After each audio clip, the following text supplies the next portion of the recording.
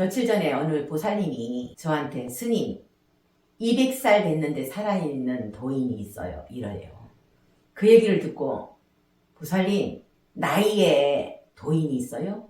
나이가 많으면 도인이고 젊어서 가면 도인이 아니에요? 어떻게 도인을 나이로 찾아요?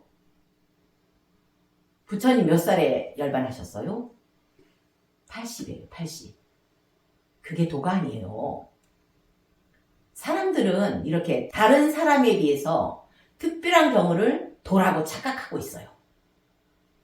그래서 도인을 찾아다니는 거예요. 저도 옛날에 20년 동안 도를 찾아다녔는데 결국은 돈이 없더라고요. 우리는 도가 무엇인지 모르는 거예요. 헤매고 있는 거예요. 아, 어느 스님이 산속에서 수행을 아주 열심히 해서 신통력이 생겼다더라. 그래서 또 몰려들어요. 도인 찾아 몰려드는 거예요. 나중에 보면 보통 사람하고 똑같아요. 항상 제가 얘기하잖아요. 분별이 없는 그 마음자리를 부처라 한다. 차별이 없고 분별이 없어야 되는데 우리는 어떤 특별한 거를 찾아다니는 거예요. 나한테 없는 거. 그래서 사이비 교주가 생기고 사이비 종교가 생기는 거예요. 부처와 중생이 둘이 아니고 다르지 않고 인간과 축생이 다르지 않고 나와 남이 다르지 않는 게 바로 진리예요. 근데 나와 다른 어떤 특별한 거를 찾아다닌다는 거는 그건 불교의 이치에 어긋나잖아요. 부처님 말씀하고 상반되잖아요. 제가 옛날에 도인 찾아다닐 때 그때는 머리 깎기 전이라서 어떤 절에 비구니 스님하고 친하게 지냈었어요. 안양에. 안산에 있으면서 그 스님을 자주 찾아갔었어요. 그 스님이 제가 인과도 보고 이런 걸 좀 알기 때문에 이 스님은 제 보는 이 눈이 수행에 의해서 생긴 건지 아니면은 무당관지 알고 싶은 거예요. 어느 날 저보고 천안을 갔다 오자고 하더라고요. 거기에 도인이 있대요. 땅속을 훤히 보는 도인이 있대요. 그 도인한테 푹 빠져 있는 거예요. 이 비구니 스님이. 본인 할아버지 산소를 가르쳐 주지도 않았는데 공동묘지에 묘가 한 300기 정도 있는데 거기서 투벅투벅 걷더니만 그 자리에 딱 서더래요. 여기가 당신 할아버지 산소 맞죠? 이러더래요. 맞는데 도인이 바로 거기 선 거예요. 깜짝 놀란 거예요. 그때부터 뿅 간 거예요. 그 도인한테. 그래서 저보고 거기 가보재요. KTX 타고 바로 천안으로 갔어요. 광명역에서. 갔는데 저에 대해서 물어보더라고요. 비구니 스님이. 이 보살님이 이런 신통력이 있는데 이게 무당 기운이냐 아니면 다른 거냐 이를 물어봤어요. 그랬더니만 이분이 하는 말이 무당 기운 아닙니다. 은이 아니고 양입니다. 그러면서 그 증거를 보이겠대요. 저를 절마당에 딱 서게 한 다음에 엘로드 가지고 이렇게 측정을 하는 거예요. 내 앞에 오니까 싹 벌어지는 거예요. 이게 바로 증거입니다. 이 보살님은 바로 양입니다. 이러더라고요. 그래서 그때부터 이 비구니 스님이 저를 무당과로 안 보더라고요. 그날 그 체험을 하고 그 비구니 스님 절에 가서 가만히 생각했어요. 그 도인이라는 분이 대체 어떤 기운으로 땅속을 훤히 볼까 궁금한 거예요. 저는 궁금한 거 못 참거든요. 그래서 바로 그 자리에서 선정이 들었어요. 이 도인이 젊었을 때 깊은 산속에 혼자 산길을 걷고 있었어요. 밤에. 그때 바로 두더지 귀신이 들어온 거예요. 그래서 땅속을 훤히 본다고 이렇게 보이는 거예요. 땅속을 훤히 보는 게 누구예요? 두더지잖아요. 인간이면 땅속 보겠어요? 그래서 남의 묘도 찾아내고 이 묘 안에 물이 차 있는지 아니면 수맥이 통과하고 있는지 안 썩고 있는지까지 다 알아내는 거예요. 바로 이 신통력이 어디서 왔냐? 빙의됐다는 거죠. 두더지가. 또 재밌는 얘기가 있어요. 이거는 머리 깎고였어요. 어느 도인이 있다는 이야기를 듣고 그 도인은 사람들 치료를 많이 하는 거예요. 병 치료를. 그래서 또 거기를 찾아갔죠. 저는 궁금하면 못 견디거든요. 바로 가야지. 갔는데 사람을 치료하면서 그 방바닥에다가 침을 태태태태 하는 거예요. 태태태태. 그냥 태태태태 이렇게 침을 뱉는 거예요. 그러니까 침이 막 튀기죠. 근데 사람들은 몰려들어요. 병 치료를 잘하니까. 병자가 병이 낫고 들어오도 몰려드는 거예요. 그랬는데 거기서 이야기를 하다가 어떻게 다음에 또 만납시다 이렇게 하고 나왔어요. 그때 저하고 같이 일했던 그 스님이 이 이야기를 듣고 그 도인하고 통화를 하라래요. 전화 통화를 하는데 옆에서 선정에 들어있죠. 이 스님은. 통화 끝나고 나서 스님, 까마귀 귀신이 들어왔습니다. 까마귀 귀신입니다. 이러는 거예요. 까마귀가 이렇게 태태태태 많이 뱉는데요. 열매를 먹고 씨앗을 태태 뱉는데요. 똑같아요. 근데 이 도인 말은 자기가 네팔에 갔을 때 저승사자가 들어왔대요. 몸속으로. 그래서 자기 몸속에 저승사자가 있대요. 까마귀가 저승사자 역할을 안 해요? 맞죠? 본인은 저승사자로 알고 있지만은 실은 까마귀 귀신이 이 몸속에 들어온 거예요. 빙이 된 거예요. 그 얘기를 이 스님이 하는 거예요. 그 얘기를 듣고 연락을 했어요. 다음날 연락을 했더니 전화를 안 받는 거예요. 다음에 또 만나서 이야기합시다 해놓고. 벌써 이 까마귀 귀신이 빙이 된 이 도인이라는 사람은 아는 거예요. 우리 대화하는 내용을 다 보고 있었던 거예요. 빙이 됐으니까 다 알죠. 귀신처럼. 그래서 인연이 끊겼어요. 저는 이렇게 도인 찾아서 많이 다녔는데 결국은 도인이라고 유명한 신통력을 갖고 있는 사람들은 거의 빙이었어요. 지네가 빙이 됐다거나 아까처럼 두더지 아니면은 구렁이 뱀빙이 되면은 신통력 대단해요. 신통력이. 100년 묵은 뭐 구렁이가 빙이 된다.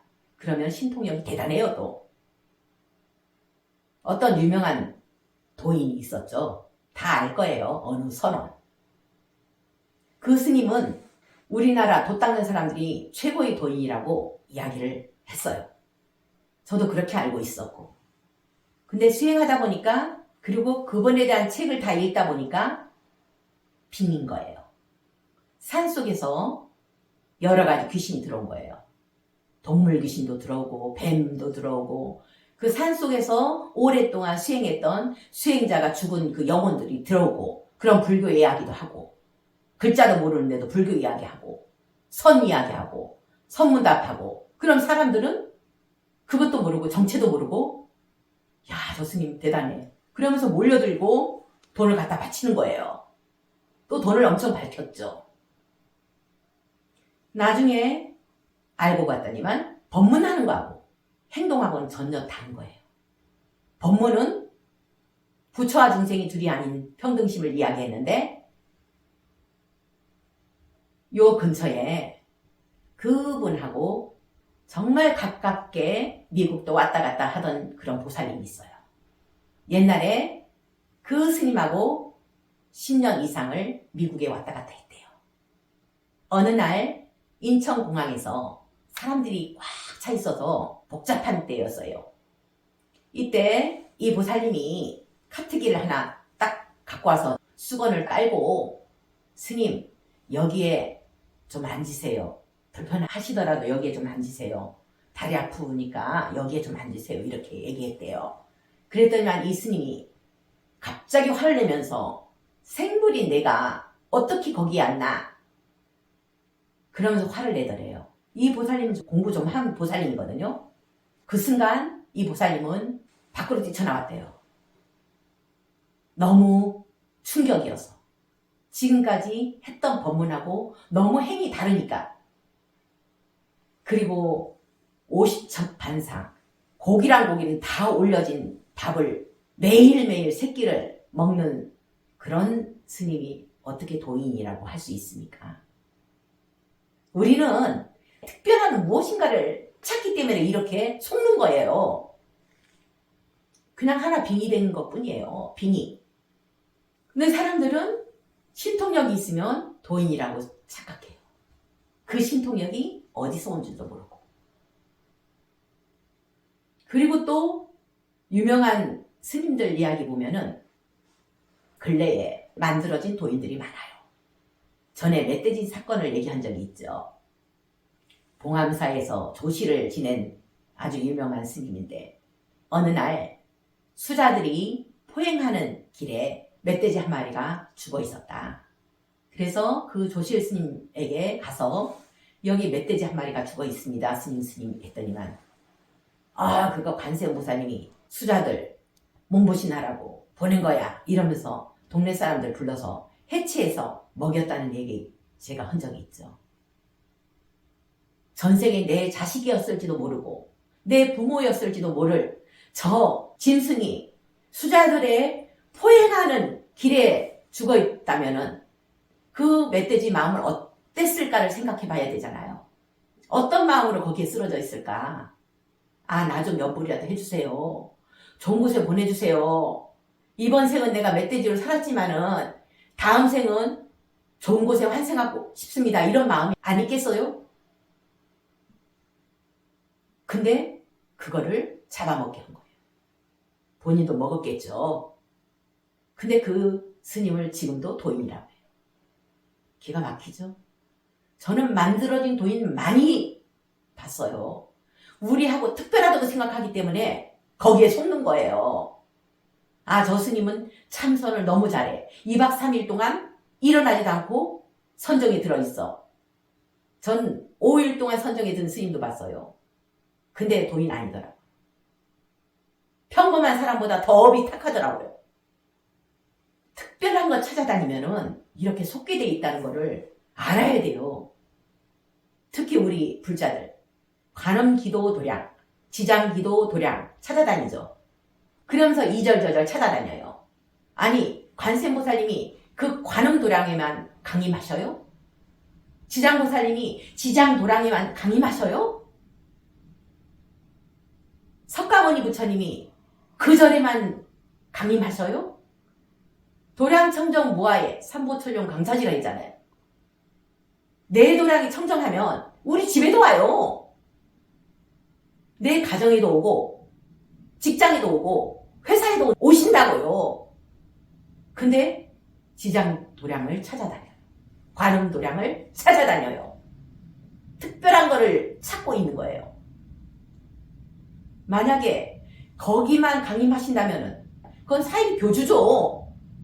지장보살님은 지금 마음이 지옥이었을 때 지장보살님 저 지장보살님처럼 살겠습니다 하는 마음으로 불렀을 때 간절하게 부를 때 바로 강림하시는 거예요. 개판을 살면서 지장보살 한다고 지장도량에 강림하시겠어요? 특별한 거 찾아다니지 말라는 거예요. 도는 평범한 데 있어요. 저도 옛날에 도인 찾아 많이 다녔지만은 결국은 내 안에 도가 있다. 내 안에 부처님 마음이 있다. 내 안에 관세음보살 마음이 있다. 부처와 중생이 둘이 아니고 나와 남이 둘이 아닌 이치를 알기 때문에 이제는 특별한 걸 찾아다니지 않습니다. 기준이 없기 때문에 찾아다니는 거잖아요. 이 정법에 대한 기준. 신통력이 정법이 아니에요. 그리고 병 고치는 능력이 정법이 아니고 정법은 바로 내 마음 안에 있다는 거예요. 나를 위한 건가? 중생을 위한 건가? 나를 위하면 정법이 아니고 중생을 위해서 살면은 정법이라는 거예요. 항상 내 기준으로 살기 때문에 내 입장으로만 생각하기 때문에 중생으로 사는 것뿐이에요. 지금 바로 보살행을 하고 지금 바로 부처행을 하면 바로 부처라는 거예요. 그게 부처님 가르침이잖아요. 전에 어느 비구니 스님이 비구니 스님 계에 도인이 있대요. 그 도인 스님은 똥을 먹는데요. 그래서 야, 저 스님은 더럽고 깨끗함에 그 분별이 떨어진 그런 스님이다 해서 특별하다 생각하고 사람들이 몰려들었대요. 도인이라고. 그 얘기 듣자마자 제가 그랬어요. 똥을 먹는다는 거는 제주도 똥돼지가 빙이 됐네? 옛날에 제주도에서는 사람들이 누는 똥을 돼지가 먹어요. 그래서 똥돼지가 빙이 됐다고 했죠. 그랬더니만 출신이 제주도래요.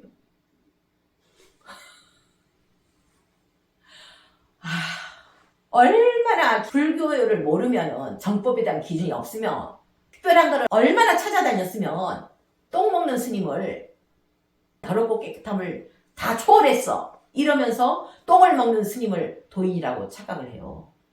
참 신통력이 있고 우리하고 다르다고 하는 그런 도인이 있다면 한번 의심해 보세요. 뭐가 빙이 됐는지, 어떤 존재가 빙이 됐는지. 특히 동물 빙이 된 게 많아요. 도는 특별함에 있는 게 아니에요. 그리고 우리하고 다른 데 도가 있는 게 아니에요. 빙이 된 그런 경우가 많은 도인들을 찾아다니지 말고 내 안에서 도를 찾아야 될 것 같습니다. 기준이 없으면 이렇게 헤매고 결국에는 이 생에 깨닫지도 못하고 다음 생도 기약할 수 없는 그런 윤회의 늪에 빠지게 되는 거예요. 정법의 기준을 확실히 알고 정견을 바로 세워서 특별한 것을 찾아다니지 않고 나와 남이 부처와 중생이 다르지 않다는 것을 확실히 아시고 정진해 나가도록 합시다.